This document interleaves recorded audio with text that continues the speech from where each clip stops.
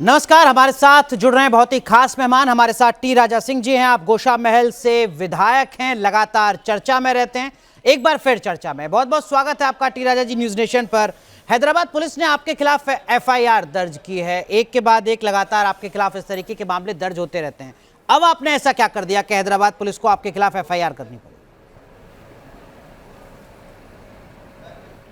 देखिए, बड़े ही दुर्भाग्य की बात है, हर वर्ष की भांति इस वर्ष भी श्री रामनवमी शोभा यात्रा बड़ी ही धूमधाम से निकालने की हमारी तैयारी चल रही थी। 2010 में यहाँ श्री रामनवमी शोभा यात्रा प्रारंभ हुई थी, मेरी विधानसभा से, हमारे करकमलों द्वारा, सभी राम भक्तों के सहयोग से। पिछले 15 सालों से कंटिन्यू चलते आ रही है और हमने 45 दिन पहले ही पुलिस को एप्लीकेशन लगाया था कि हमें परमिशन दें।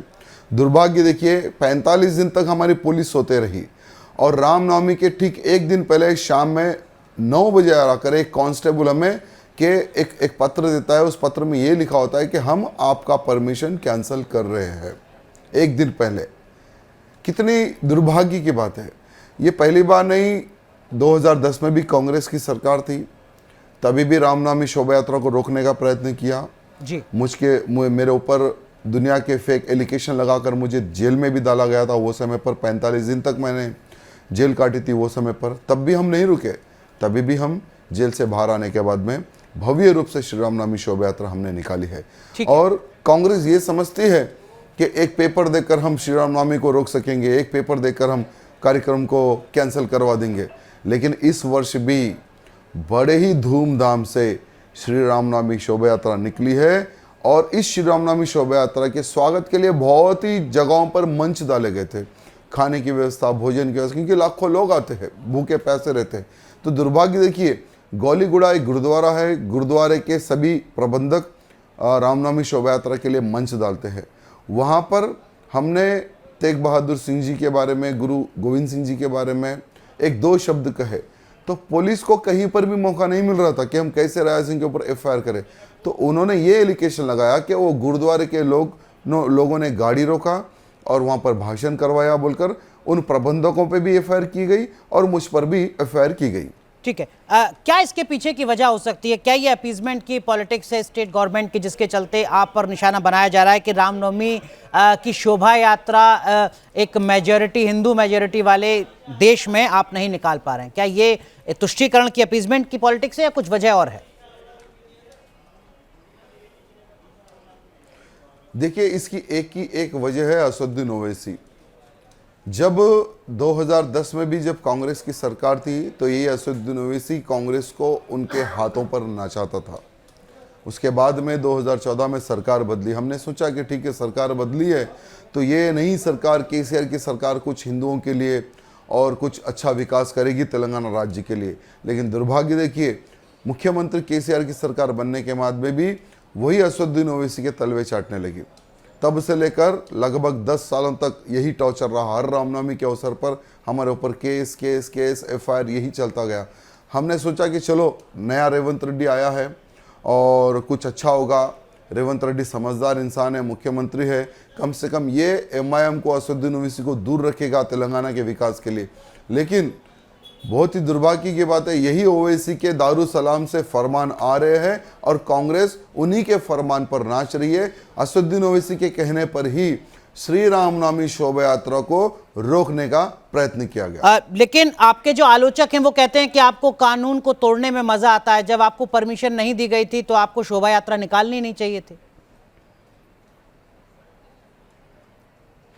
देखिए, परमिशन हम क्यों ले, ये हमारा देश है और हम हमारे देश को हिंदू राष्ट्र बनाने का एक संकल्प लेकर चल रहे हैं।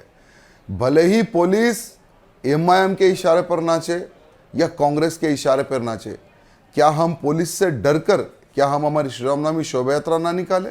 क्या हम एक छोटे से केस को डरकर क्या हम हमारी श्री रामनवमी शोभा यात्रा ना निकाले? देखिए, हमें मज़ा नहीं आता है, हमें कोई शौक नहीं है जाकर 10-10 घंटे कोर्ट में खड़े रहना।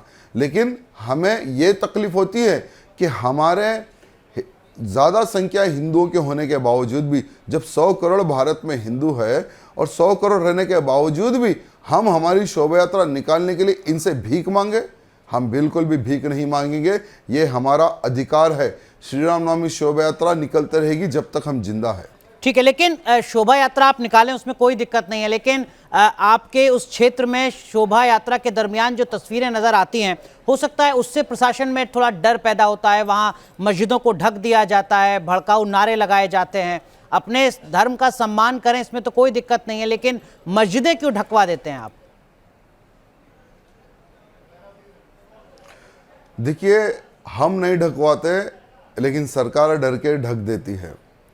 हमारा कोई उद्देश्य नहीं होता किसी की भी धार्मिक भावनाओं को ठेस पहुंचाए, लेकिन राम भक्त जो आते हैं ना, तो कौन राम भक्त प्रकार से किस सोच का रहता है, ये थोड़ा पुलिस विचार करती है, क्योंकि 200-300 नहीं लाखों की संख्या में राम भक्त आते हैं।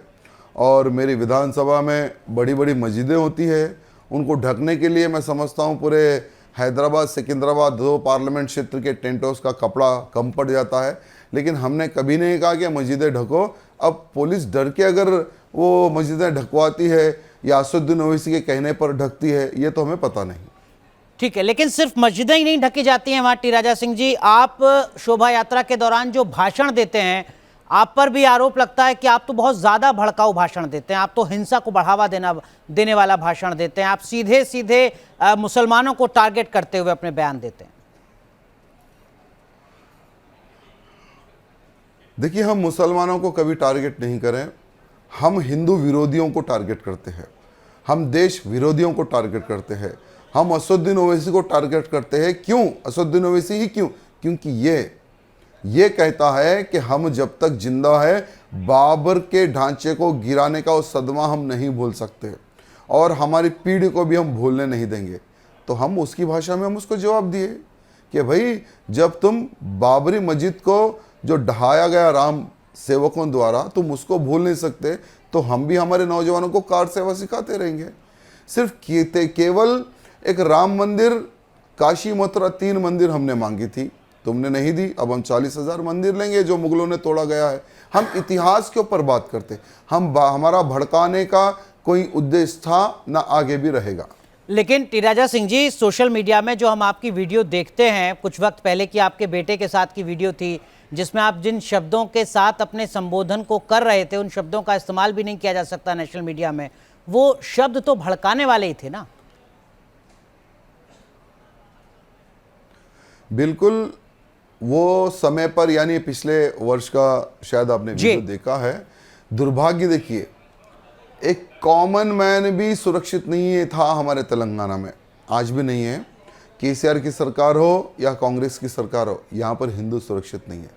एक विधायक के बेटे को जान से मारने की धमकी आती है, विधायक के फोन पे थ्रेडिंग्स कॉल आते हैं, और एक विधायक होने का नाते मैंने पुलिस को कंप्लेंट दिया था राइटिंग में। पुलिस ने एफआईआर तक नहीं की, इंक्वायरी तक नहीं की, और जहां पर मेरा भाषण था वहीं जो मस्जिद होती है उसकी सुरक्षा के लिए हमारे कमिश्नर साहब खड़े हुए हैं, उसकी सुरक्षा के लिए 500 पुलिस लेकर खड़े हुए हैं, सीआरपीएफ फोर्स लेकर खड़े हुए हैं। तो हमने कमिश्नर साहब को ये बताया कि हम देश धर्म के लिए हमारे बच्चों का तक हम नीचावर कर सकते हैं, जैसे गुरु गोविंद सिंह जी ने किया था। हमने उनकी भाषा में उनको हमने जवाब दिया, हाँ, भड़काने का हमारा कोई उद्देश्य नहीं था। आप बार बार असदुद्दीन ओवैसी पर ही या उनके परिवार पर ही हमला क्यों करते हैं? देखिए, जब तक असदुद्दीन ओवैसी, अकबरुद्दीन ओवैसी तेलंगाना में रहेंगे, यहाँ पर ना हिंदू ना मुसलमान, ये लोग मिलजुल के नहीं रह सकते। इसलिए इन दोनों भाइयों का खात्मा बहुत ज़रूरी है। जैसे कुछ दिन पहले अकबरुद्दीन ओवैसी का जो डर है वो बाहर आ चुका है। अकबरुद्दीन ओवैसी को अब ये डर है कि आने वाले समय में तेलंगाना में भारतीय जनता पार्टी की सरकार बनने वाली है, क्योंकि अब जनता के पास दूसरा कोई ऑप्शन नहीं रहेगा आने वाले समय, क्योंकि उन्होंने केसीआर का राज देखा है, अब झूठा कांग्रेस का राज देख रही है, क्योंकि दोनों ने तेलंगाना को पीछे ढकेला है, किसी ने आगे नहीं ढकला है। तो अब आने वाले समय में जब चुनाव होगा तो जनता डबल इंजन की सरकार चाहेगी, और डबल इंजन की सरकार से ही तेलंगाना का विकास होगा। तो ये सब चीज़ कैलकुलेशन अकबरुद्दीन ओवैसी ने करके ये कहा कि हमें गोली भी मार सकते हैं, हमें साइनाइड भी दे सकते हैं। तो हमने कहा कि मीडिया के माध्यम से जी। कि भाई ना हम तुम्हें गोली मारेंगे ना ही हम तुम्हें सेनेट देंगे, लेकिन तुम दोनों भाइयों को कहाँ भी जाएंगे ये हमारी सरकार आने के बाद में हम डिसाइड करेंगे। ठीक है, लेकिन आप कहते हैं कि मैं तो अकबरुद्दीन ओवैसी जब वो चेयर पर होंगे तो शपथ तक नहीं लूंगा। इतनी हेट्रेड क्यों, इतनी नफरत क्यों?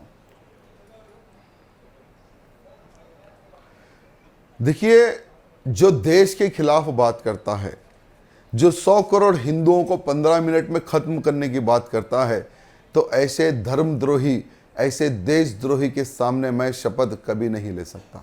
हमने वो समय पर भी कहा था, हमने रिक्वेस्ट किया था, हमने प्रार्थना की थी कि भाई आप ऐसे व्यक्ति को प्रोटेम स्पीकर बनाओ जिसके सामने शपथ हम ले सकते हैं, लेकिन ऐसे व्यक्ति को आप प्रोटेम स्पीकर बनाते हैं जो हिंदुओं के खिलाफ बात करता है, तो ऐसे व्यक्ति के सामने हम कैसा शपथ ले सकते हैं? आप ही बताइए। ठीक है, लेकिन आप ये कहते हैं कि साहब ये जो तबका है दरअसल में ये सनातन को खत्म करने की प्लानिंग कर रहा है। क्या वाकई ऐसा हो सकता है उस देश में टी राजा जी जहां पर 100 करोड़ से ज्यादा तो हिंदू ही हैं, वहां सनातन कौन खत्म कर सकता है? देखिए, आज 100 करोड़ हिंदू है, लेकिन आज 100 करोड़ हिंदू कुंभकर्ण की नींद सो रहा है। उनको जगाने का हमारा प्रयत्न है। आज कुछ ऐसे जिहादी संगठन हैं जो गजवाए हिंद का सपना लेकर अनेकों प्रकार का वो कार्य कर रहे हैं, लव जिहाद कर रहे हैं, धर्मांतरण कर रहे हैं। तो ऐसे लोगों से सतर्क रहने के लिए हम लोग जगाने का प्रयत्न करते हैं। आज 100 करोड़ जो हमारा हिंदू है ना, वो कुंभकर्ण की नींद सो रहा है, तो उनको जगाने का हम प्रयत्न करते हैं। आप देख रहे होंगे कि 1500 से अधिक आतंकवादी संगठन है, और हमारे भारत में भी ऐसे आतंकवादियों के संगठनों के समर्थक है। आप देखेंगे कि आने वाले समय में हम जो कह रहे वो सत्य होगा, एक बहुत भयंकर एक युद्ध होगा, और उस युद्ध में किसका कितना नुकसान होगा ये आने वाला समय बताएगा। पर लेकिन अज़दुद्दीन ओवैसी, अकबरुद्दीन ओवैसी तो कहते हैं कि देश तो संविधान से चलेगा। कहाँ आप किस युद्ध की बात कर रहे हैं? वो तो कह रहे हैं कि सब कुछ संविधान के मुताबिक चल रहा है, चलता रहेगा। बिल्कुल, संविधान को कौन मानता है? संविधान को हम लोग मानते हैं। संविधान को क्या असदुद्दीन ओवैसी मानता है? क्या संविधान को अकबरुद्दीन ओवैसी क्या मानता है? अरे भाई, अगर संविधान की तुम्हें इतनी ही चिंता होती तो तुम हिंदू और मुसलमान में झगड़ा ना कराते। संविधान की अगर तुम्हें इतनी चिंता होती तो भारत माता की जय, वंदे मातरम बोलने में तुम्हें शर्म नहीं आती। तुम तो संविधान के विरोधी हो, सिर्फ संविधान की बात मीडिया में करते हैं, लेकिन मीडिया के पीछे ये संविधान के ही विरोधी है। कैसे? देखिए, आज ये लोग जय भीम का नारा लेते हैं, और वही हमारे एससी भाई बंधुओं पर ये लोग अत्याचार करते हैं। संविधान, बाबा साहब अंबेडकर के संविधान की ये लोग बात करते हैं, लेकिन तेलंगाना में एक हमारे एससी भाई को बीच चौराहे पर मर्डर कर दिया गया। उसकी क्या गलती थी? उसने प्यार किया था एक मुस्लिम लड़की से। जब उस भाई का मर्डर होता है तो ये असदुद्दीन ओवैसी मुंह बंद करके बैठता है, तब संविधान की बात नहीं आती। जब संविधान के ऊपर वो बात नहीं करता, यहाँ पर लव जिहाद के नाम पर हिंदू बहन बेटियों को उठा ले जाते हैं, तब संविधान की इसको बात नहीं आती, तब संविधान की रक्षा की वो बात नहीं करता। तो ये कहाँ संविधान को मानने वाले? ये तो सिर्फ मीडिया में संविधान की बात करते हैं, बाकी का सब तो पूरा विरोधी काम करते हैं लोग। ठीक है, लेकिन अगर ऐसा ही है टी राजा सिंह जी, तो क्या वजह है कि हैदराबाद, जिसको आप भाग्यनगर कहते हैं, उसी हैदराबाद लोकसभा सीट पर लगभग 40 साल से उसी ओवैसी परिवार का कब्जा है? देखिए, ओवैसी जब यहाँ पर कांग्रेस की सरकार थी, वाईएस राजशेखर रेड्डी जी मुख्यमंत्री थे कांग्रेस से, वो समय पर डीलिमिटेशन हुआ। डीलिमिटेशन में असदुद्दीन ओवैसी बड़ी ही चतुराई से जहाँ जहाँ पर हिंदू वोट बैंक था वो सारी की सारी विधानसभाओं को कट कर दिया, और जहाँ जहाँ पर मुस्लिम्स वोट ज़्यादा थे उन विधानसभाओं को उसमें जोड़ लिया। एक ऐसा पार्लियामेंट का उन्होंने निर्माण किया जहाँ पर 65% मुस्लिम्स और बाकी के हिंदू। उस प्रकार से डीलिमिटेशन में उन्होंने अपनी पार्लियामेंट का उन्होंने नक्शा बनाकर डीलिमिटेशन में उन्होंने अपना फायदा कर लिया, जिसी के कारण 40 साल से उनका कब्जा है आज तक। ठीक है, लेकिन अब भारतीय जनता पार्टी ने माधवीलता को चुनावी मैदान में उतारा है। जाहिर सी बात है आप उनके साथ होंगे, उन्हें सपोर्ट कर रहे होंगे। जीत की उम्मीद बढ़ती है क्या इस बार? देखिए, जीत की उम्मीद तो बढ़ रही है, क्योंकि लगभग जो बोकसिंग वोट के बल पर असदुद्दीन ओवैसी तंता था, उसमें से कुछ वोटों को डिलीट कर दिया गया। लेकिन अगर इलेक्शन कमीशन अगर बाकी के भी वोट अगर डिलीट करता, जो बोकसिंग वोट से असदुद्दीन ओवैसी जीतता है और बहुत सारे बूथ कैप्चरिंग करके जीतता है, अगर हर बूथ पर अगर सेंटर फोर्स लगती है, विदाउट वोटर आईडी कार्ड बिना चेक करे अगर वोट डालने दिया जाता है, तो महादेवी लता 100% जीत सकती है। क्योंकि तेलंगाना में अभी तक देखिए कांग्रेस का उम्मीदवार असदुद्दीन ओवैसी के खिलाफ अभी तक नहीं खड़ा किया गया। ठीक है, 5 लाख से ज्यादा बोगस वोट को चुनाव आयोग ने रद्द किया है। टी राजा जी, पूर्ण रूप से सया कर रही है। 5 लाख से ज्यादा बोगस वोट को इलेक्शन कमीशन ने रद्द किया है। 2019 में असदुद्दीन ओवैसी को जो कुल वोट मिले थे वो भी लगभग इतने ही थे। तो ऐसा तो नहीं हो सकता कि इससे भी ज्यादा बोगस वोट होंगे, या आप कह रहे हैं कि 5 लाख से भी ज्यादा बोगस वोट है? देखिए, सिर्फ हैदराबाद पार्लियामेंट से ही वो 5 लाख डिलीट नहीं किया गया, दूसरे विधानसभाओं से भी डिलीट किया गया। सिर्फ हैदराबाद पार्लियामेंट से मैं समझता हूँ उतने वोट डिलीट नहीं हुए जितने होना चाहिए था। ये भी पूरा क्या है, बोल रहा हूँ ना मैं, केंद्र यानी राज्य की सरकार उसके सपोर्ट में है, इसलिए जितने डिलीट होना चाहिए था उतने डिलीट हैदराबाद पार्लियामेंट में नहीं हुए। ठीक है, लेकिन माधवी लता की जीत की उम्मीद, जीत का आधार आपको क्या नजर आता है? वोकस वोट डिलीट हो गए हैं इसलिए बीजेपी जीत जाएगी, टी राजा सिंह लगातार बगावत कर रहे हैं ओवैसी परिवार के खिलाफ, वहां पर झंडा बुलंद कर रहे हैं इसलिए बीजेपी जीत जाएगी, क्या जीत का आधार है हैदराबाद का? देखिए, महादेवी लता जी विकास और जिस प्रकार से प्रधानमंत्री मोदी जी ने सभी मुस्लिम महिलाओं को लाभ मिले, वो सुरक्षित रहे, उनकी इज्जत से खिलवाड़ ना हो, त्रिपुल तलाक बिल लेकर आया। तो महादेवी लता जी हिंदुओं के साथ साथ में मुसलमानों का वोट लेने का भी प्रयत्न कर रही है। अगर आज का मुसलमान अगर विकास चाहता है तो बीजेपी को वोट डालेगा, अगर विकास नहीं चाहता है, वही हमें असदुद्दीन ओवैसी ही चाहिए जो सिर्फ विकास की बात ही नहीं करता है, वो सिर्फ अपनी परिवार की सोचता है, सिर्फ बिजनेस करता है मुसलमानों के वोट बैंक के ऊपर। अगर पब्लिक ये सोची तो असदुद्दीन ओवैसी को ही जिताएगी, अगर विकास चाहती है तो फिर माधवी लता को जिता सकती। ठीक है, आप करें कि माधवी लता तो चाह रही हैं, उम्मीद कर रही हैं कि उनको मुस्लिम मतदाता भी वोट करे, लेकिन टी राजा सिंह क्या चाहते हैं कि टी राजा सिंह को मुस्लिम वोटर वोट करे? देखिए, जब मेरी विधानसभा का चुनाव हुआ था तब हमने एक ही बात कही थी कि भाई जो देशभक्त है वही मुझे वोट करे, जो मेरी गाय को मार के खाता है और जो देश विरोधी नारे लगाता है ऐसा मुसलमान मुझे वोट ना करे। और आज भी मैं वही बात पर खड़ा हुआ हूं। तो आपको किसी मुसलमान ने वोट किया, कुछ जानकारी मिली आपको, या किसी ने वोट नहीं किया आपको? नहीं, मुझे तो किसी ने वोट नहीं किया और आगे भी नहीं करेंगे। आप चाहते हैं कि वो आपको वोट करें? मैं कहा था अभी आपको पहले कि जो देशभक्त है, जो गाय का मान सम्मान करता है, जो हिंदू विरोधी ना हो, ऐसा मुसलमान मेरे को 100% वोट करे। ठीक है, एक और आपने सपना दिखाया हैदराबाद के लोगों को। आपने कहा कि देखिए हम हैदराबाद का नाम बदल के भाग्यनगर कर देंगे, कैसे मुमकिन हो जाएगा? और कुछ लोग कहते हैं कि तो गैर जरूरी मुद्दों को हवा दे रहे हैं टी राजा से।